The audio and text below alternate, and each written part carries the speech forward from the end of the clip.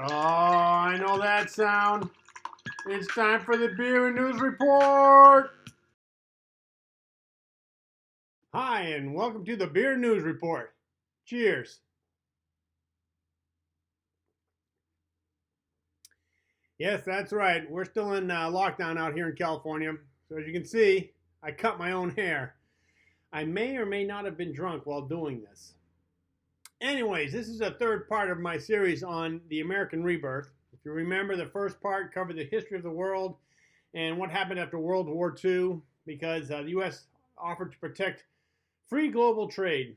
And now that the Cold War has ended, we're reconsidering that free protection. And then on the second part, I kind of went over the effects of population and how if your population is shrinking or growing, how that would affect your economy.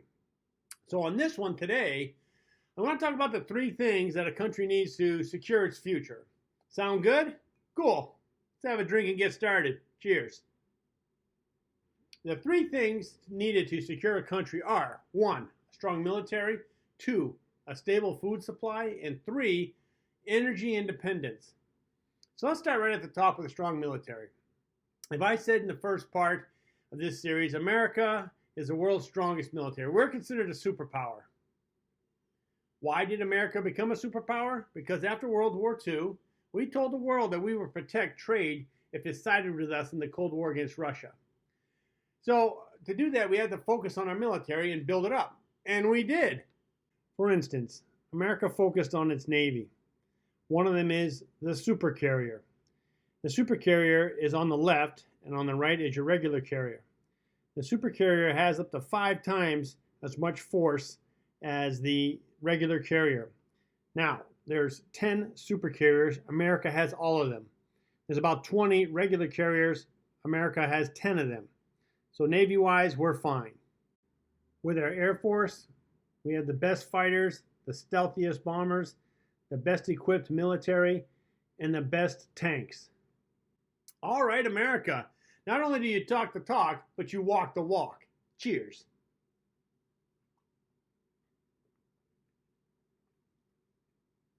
Okay, so America is safe, but what about the other countries? It's a good question.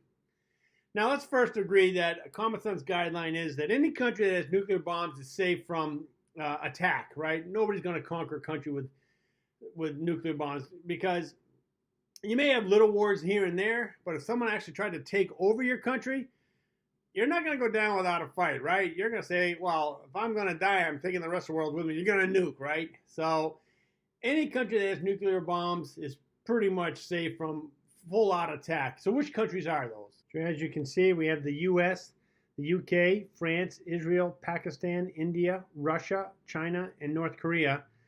Soon to be on that list, though, is Iran. So these are the countries that can no longer be invaded. But what about the other countries? Well, so Canada and Mexico, they're right next to America, so they're, by default, they're safe.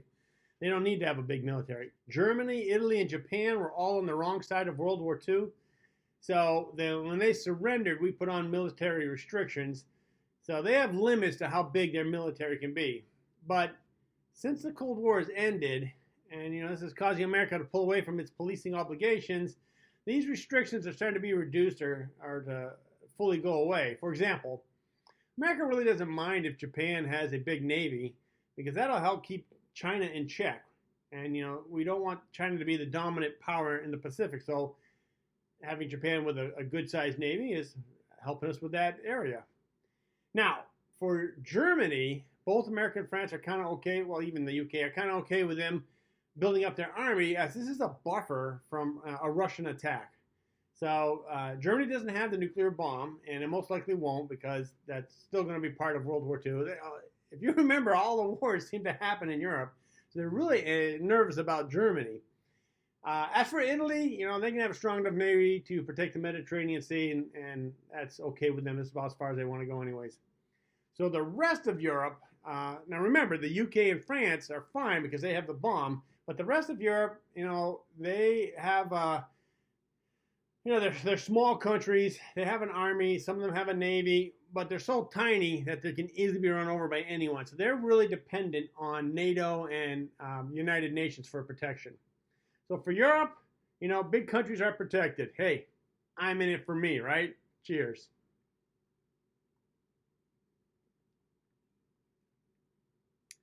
Now, China is building its military called the PLA. It stands for People's Liberation Army, which is ironic because they use its army to keep people in line. It doesn't sound like liberation at all. If you remember Tiananmen Square, that's when China drove its tanks into the park. You may remember there's that one Chinese guy standing in front of the tank, and every time the tank moved, he would move with the tank. Well, anyways, about 10,000 people, at least 10,000 people died in that massacre. That is why China is pretty much considered an authoritarian government. Well, I mean, the other more important reason is that they don't have elections and the leader can stay on forever. But hey, we're talking about the military here, so let's not get off that point. And in the U.S., when people riot or do marches, such as the current Black Lives Matter march, when things are out of hand, we call in the National Guard, right? But when they come in, they only come in with Hummers and personnel carriers. I searched all over the internet. I could not find one instance where the United States brought tanks in to quell a riot or march. So just kind of showing you the difference. But in China, there's four major hot points for them. So one of them is Tibet. And China says that Tibet has been under Chinese rule for so long that it's a part of China. But in 1959, there was a Tibetan uprising, and China crushed it. I mean, thousands of Tibetans left the country. That's where the Dalai Lama was, and he left. And on a side note, a lot of the major rivers start in Tibet because it's so high. It's got all like snow and glacier, and the waters come out. Those rivers provide water for Southeast Asia. So whoever controls Tibet has influence over those waters. So, you know, it's a little political stuff there. The second one is the Xinjiang province. This is home to the Uyghurs. That's a Muslim society in China. But China has incarcerated them. Okay, they don't use the word incarcerated. What they say is that they're re-educating them. And yeah, everyone's looking at it going, yeah, sure, you're re-educating. I believe that, but I think we really know what they're doing. And then the third one, obviously everyone knows Hong Kong. They're still in protest. It started in the early 80s. Well, I mean, no. They protested. But in the early 1980s, the UK gave Hong Kong to China under the One Country, Two Systems Agreement. And this agreement was supposed to last to 2047, but China's kind of putting its influence in Hong Kong sooner. So the people have been protesting. And they've been doing it for over a year. So that's, I mean, I commend them. That's pretty good. We'll see if the Black Lives Matter march lasts a whole year. It might. I mean, it's pretty intense. But, you know, at one point, it got so bad in Hong Kong that they were fearful that because the Chinese had massed their the PLA right on the border of Hong Kong and China. So they were thinking, okay, they're going to send the tanks in. They're going to really quell this. But actually, what's really shutting it down now is COVID, right? Here, we kind of don't care. We'll march and get sick, and we don't care. But in China, they're like, nah, we're not gonna, or Hong Kong, I should say, we're not gonna kill ourselves. So COVID's done more of a damper than anything else. So the fourth one is the Sino-India border dispute. Now, this is the Kashmir area. And the Kashmir border has always been an area of dispute, and there's three of them there. So there's China and India, and there's also Pakistan at the top. And all those are claiming that they own a certain part of the Kashmir, and they're all fighting over. So just recently, I think it was about 2 weeks ago, they had a small conflict there. India lost about 20 soldiers and had 17 others injured. And India says that China lost 43 soldiers. You know, but that's according to India. It's not confirmed. So, I mean, that's a little war right there. So the Chinese military is keeping busy, right? They're just not in the big wars, or they're not doing big wars, but they're you know, the saying is idle hands get you in trouble. So they're making sure that their hands aren't idle. All right, China, way to go. Finally, Russia, right? These guys are kind of scary. Not that anyone is going to attack them because they got the nuclear bomb, but just on a survival standpoint.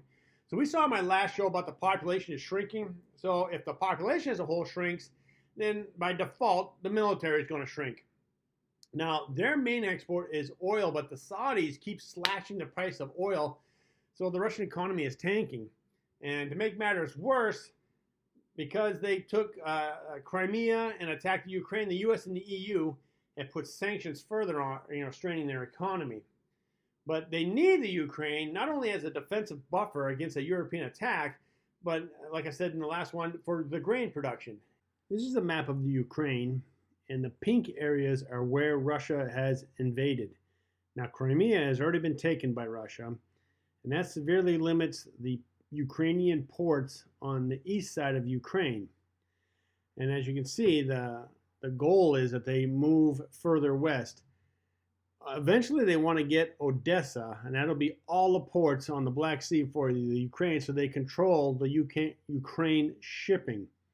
If that happens, Ukraine has nothing else to do but to give in to Russia, and because they control all the exports.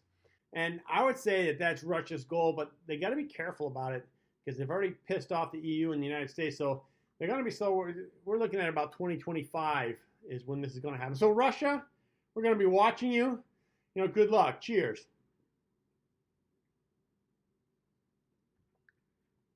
All right.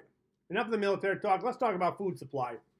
But check out this map that I found on the CIA World Fact Book. Notice that the U.S. is very light green, meaning that they barely export more food than it imports, and China is slightly more red, meaning that it imports more food than it exports. So I did a little research on this, and it turns out that Americans like expensive food. Hey, you want some caviar with that French champagne? And not only that, but Americans like to eat, and they eat a lot. I don't know if you've noticed this, but there's more than a handful of Americans that have a weight problem. And I'm not pointing the finger. I'm in that boat too, right? You can check. Anyways, how do you expect me to eat a whole pepperoni pizza without drinking a beer or two? It can't be done. Cheers.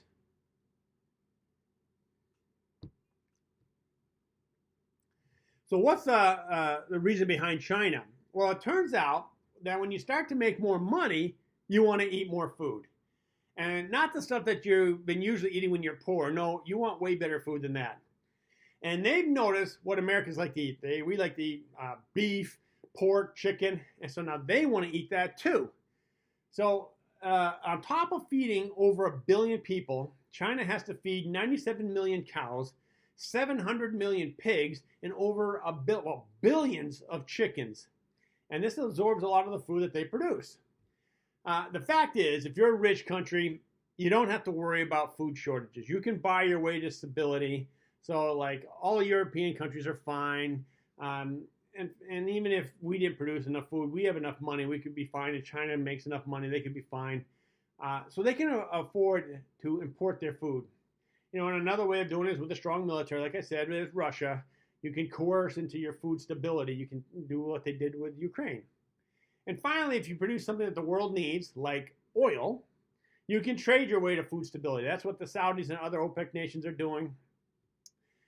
So if you're a country that has any of these, you're probably a poor country, like, unfortunately, many in Africa, and you're going to starve. Now, the alternative is you invade another country and steal their food. That used to be crazy because America would intervene and protect a weaker country, but those days are coming to a close. So enough of that. Let's move on to the energy independence. All right, cheers.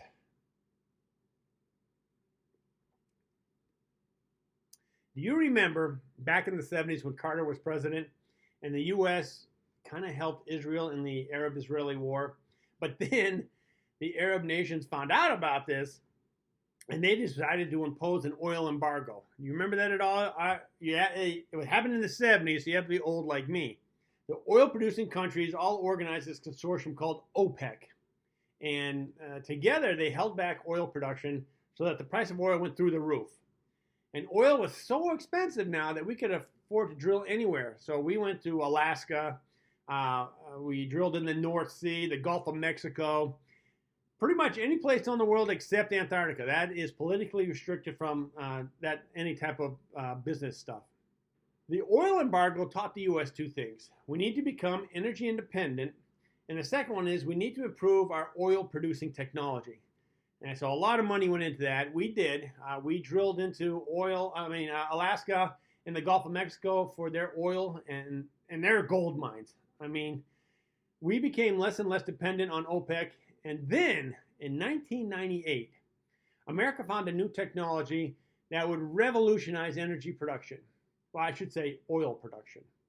So, just north of Fort Worth, Texas, an oil company developed this new modern method of fracking, and the shale oil revolution began. It didn't really pick up steam until the early 2000s, but now, almost 20 years later, America has become energy independent and has started exporting oil. I know, crazy, right? Now, the other reason why we are reducing our efforts to police, well, this is the other reason why we're reducing our policing efforts around the world. Now we can feed ourselves. We now produce enough oil. We don't care anymore. Well, we don't care as much about Saudi Arabia or Libya or Venezuela. We're fine all by ourselves. So, interesting note, one of the byproducts of fracking is tons and tons of natural gas. And natural gas has become so cheap that power companies are starting to switch from coal to natural gas. The problem is, building a power plant is expensive, right? And it takes a long time. You can't just overnight change all the power companies from coal to natural gas. But we're changing them fast enough that even though President Trump pulled out of the Paris climate agreement, we will be the first country to meet those goals when we're not even in it. And it's mainly because we're switching from switching from coal to natural gas, and natural gas just burns a lot more cleaner. So I'm sorry, President Trump. I know you love coal, but coal is dead. All right. So cheers to natural gas. All right. What about China, our rival? Right. Look at this chart. Right now, China is consuming more coal than the whole entire rest of the world. But there's one problem with coal. Cars don't run on it. So China doesn't produce that much oil. It relies heavily on OPEC or anyone else that produces oil. And to make matters worse, China is now the biggest car market in the world. It's bigger than the United States, and it is growing. The Chinese are trying to ease their use on oil, and it has incentives like electric cars. But there aren't enough electric cars currently being produced to keep up with how many cars they're selling each year. For instance, Tesla built a gigafactory out in China. Now, we have one in Fremont, California, but they built a second one in China, and it's ramping up. Now, it's currently producing, I believe the 2020 estimate is that they're going to do 100,000 cars in China in that one plant. But China, they sell millions of cars each year, so 100,000 is nothing. So it won't even come close to meeting China's needs. So their dependence on oil is not going to end anytime soon. Now, I know what you're thinking. Hey, wait a minute. Aren't they building a bunch of solar plants and wind factories out there? And you're right. But what they're doing is they're doing the same thing that we're doing out here, is they're using that energy to reduce their coal usage, because coal just pollutes way too much. And China has a severe air pollution problem.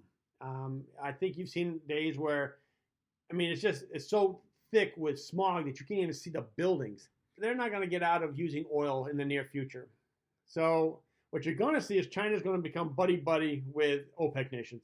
By chance, Iran gets pissed off at Saudi Arabia and blows up one of their oil tankers, China, not the U.S., will have to go in there and start policing things, because we are no longer importing oil from OPEC. We don't care what happens. Well, technically, we don't care what happens out there, but China, a majority of their oil comes from Saudi, that whole area right there, Saudi Arabia and all them. And so if one of them gets into war with the other, China's going to have to be the mediator. And they don't have the Navy right now to do that. So wait a minute. Doesn't China have an agreement with Russia for energy? They do. And it was a big one. Hundreds of billions of dollars. So China is at the mercy of Russia and OPEC. Ouch. We've been there. That's not good. Cheers. All right, what about other countries? Well, obviously, Russia's fine because they're, selling oil and natural gas to China and Europe. And then all the OPEC nations are fine because they're also producing. So that leaves the EU. Now, let's start with Germany, right? That's always our favorite. A decade ago, Germany decided to become the poster child for green energy, and they spent about almost $500 billion installing solar power plants. They also decided to stop using nuclear energy. So where are they now? Germany is the #1 solar power installation, but there's one problem. The sun doesn't shine that much in China. Sun doesn't shine that much in Germany. It's hard to make a dent in their power consumption, right, using green energy. And so with nuclear power gone, where are they getting their power? Right now, it's from their coal fields, and they have lignite coal.